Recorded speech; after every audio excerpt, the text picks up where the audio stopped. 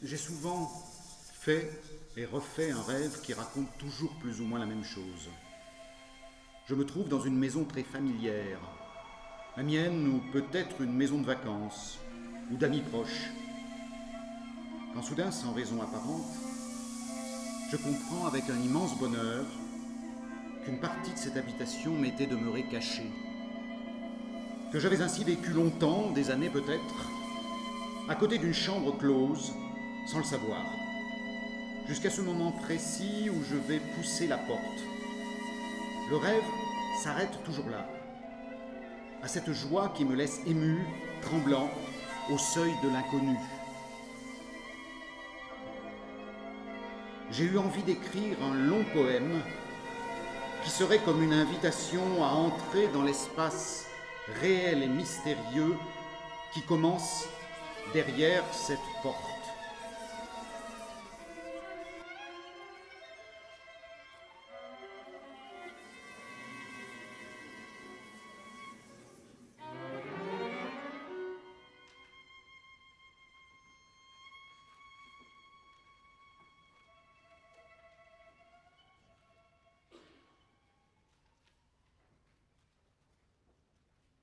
Me voici au seuil de la porte, attendant comme à l'écluse qu'en moi monte un grand silence pour oser faire un pas. Entrons maintenant. Et comme devant tout mystère, faisons silence encore. On a bien besoin d'un peu de temps pour laisser les yeux se faire à l'obscurité. Lentement, pour ne rien troubler, ne rien effrayer, pour recueillir ce qui peut-être nous attend déjà.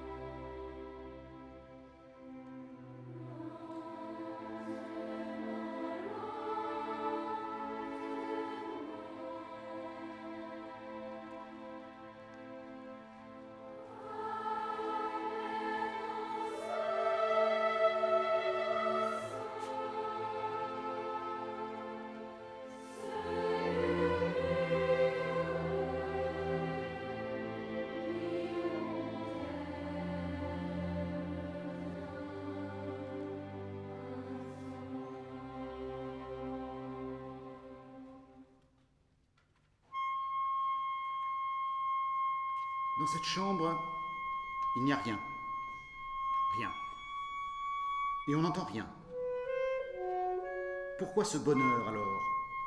Ce bonheur si grand et presque humide. Comme si de la joie venait me gonfler les yeux, les rendait friables, me laissant tout muet dedans. Et tremblant devant tant d'inconnus retrouvés.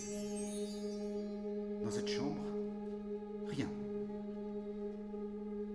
En faisant silence, en faisant patience, il y aurait bien, c'est vrai, comme un murmure qui ne parlerait pas, qui ne dirait aucun des mots que l'on sait ou que l'on dit sans savoir, qui s'use et roule avec le monde sous le ciel immense qui s'en moque. Mais murmure, c'est déjà trop dire.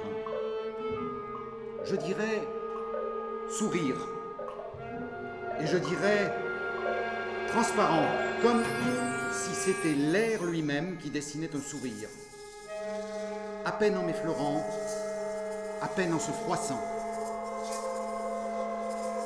Que va dire ce murmure qui n'est rien? Que va murmurer tout ce rien rassemblé?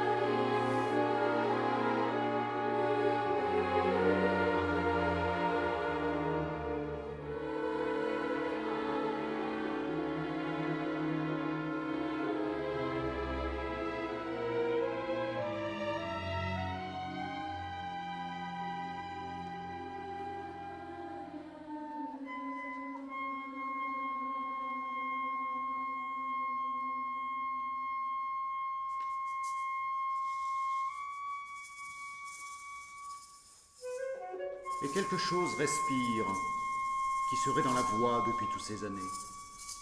Alors, la boue figée, la nuit sans odeur, la nuit dans la bouche, et le sale béton de la mort s'allège. Il ne faudrait pas dire se fissure, car il n'y a pas de brusquerie, plus de drame ici, nulle épouvante, nulle lutte. S'allège. Ce n'est pas non plus une apparition comme à travers un brouillard, qui se ferait plus tendre. Non, s'allège. Tandis que la voix répète, c'est moi. Ne crains rien. Ne t'inquiète de rien.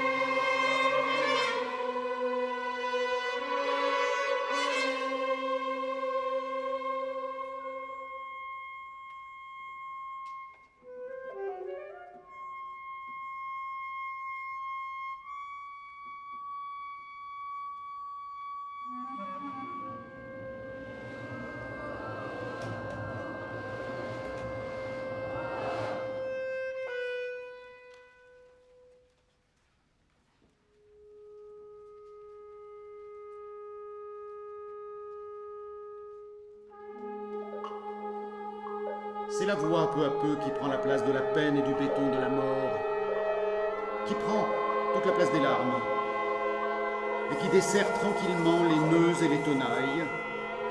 Et la voix dit encore, ne t'inquiète de rien, cousin, ce n'est pas si grave, c'est la mort, voilà.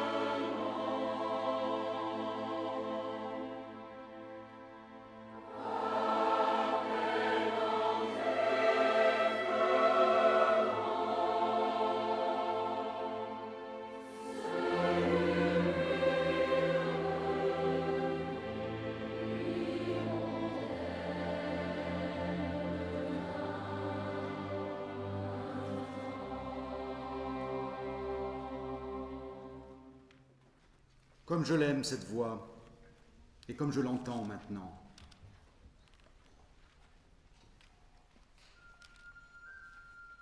Mais tu sais, je t'avais reconnu, bien avant que tu ne parles, en tressaillant à ton approche, comme le moins bête de mes chats, celui qui semble tout savoir déjà des bruissements du monde. Ah, cousine, ma presque petite sœur, ces tant de souvenirs soudains qui remontent, qui grouillent, se pressent et viennent brouiller le souffle à peine de ta voix. Tu te souviens de nos ennemis communs, du jardinier, ce voleur de trésors. Tu te souviens qu'on les appelait les Hittites, nos ennemis. C'était un code entre nous. Je ne sais plus très bien pourquoi. On se prenait pour des Égyptiens.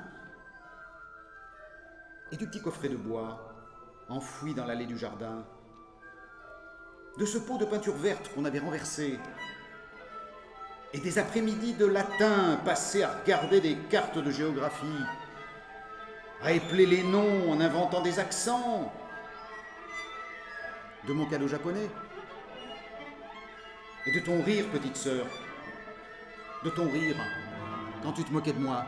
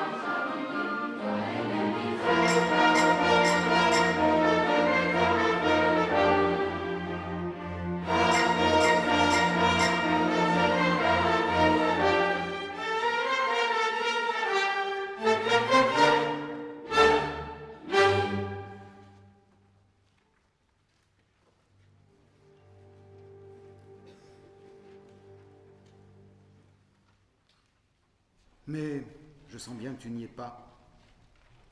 Non, ce ne sont pas des souvenirs que tu viens me raconter. Ce n'est pas cela. Ce n'est pas cela ce que tu me dis, toi, et que tu me répètes. Et ce n'est pas répété pour toi, je le sens bien. Pour toi, c'est être là, comme tu es avec moi depuis que tu es morte.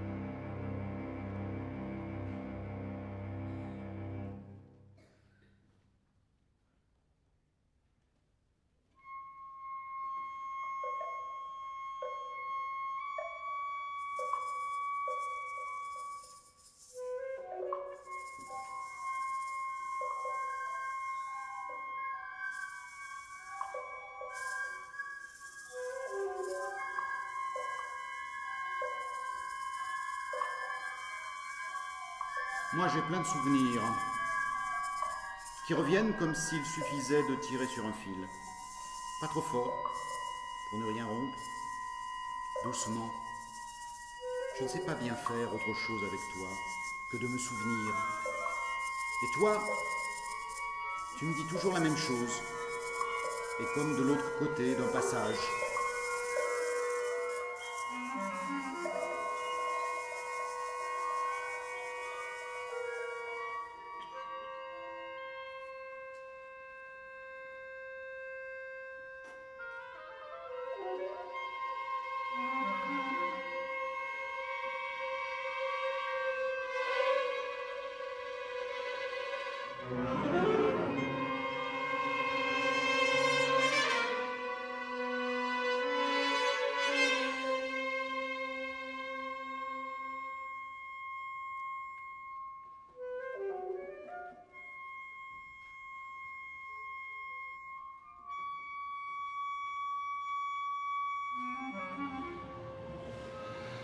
Petite sœur, tu es morte il y a longtemps. Et voici que tu parles maintenant, que tu me consoles et me rassures sans dire, comme si ta voix remontait un long canal sous la nuit, pour se poser si près, et ne rien raconter, ne rien dissiper, rendant simplement plus légère ma tristesse, et presque heureuse cette douceur.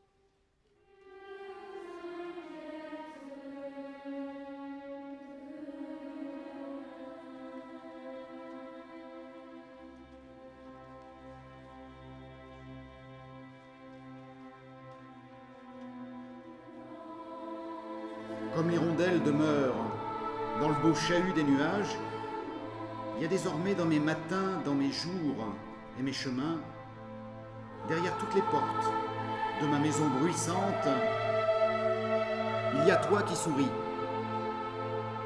et que j'entends. Aussi sûr que si tu étais là, vivante, et bien plus sûrement peut-être, même si c'est tellement faiblement.